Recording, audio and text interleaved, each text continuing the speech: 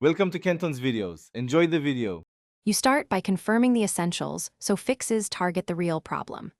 Check your AdSense email, payment profile, and recovery options now. These allow you to receive notices and payments. Once done, verify site ownership in Google Search Console and confirm the AdSense URL matches your site because mismatches block ad serving. Finally, gather any policy emails, suspension notices, and a list of affected pages. Having that evidence speeds the next steps and prevents repeated mistakes.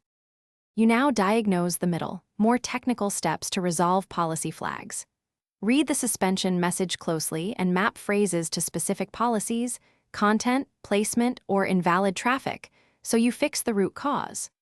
Then audit affected pages, remove prohibited content, move ads away from accidental click zones, and eliminate deceptive pop-ups.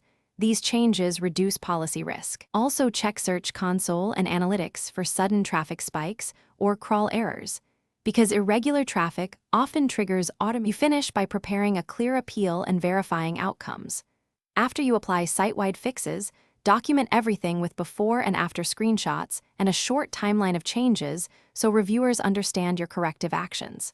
Then submit a concise appeal in the AdSense form, listing the exact policies addressed and links to repaired pages. Make sure to monitor email and Search Console for confirmation.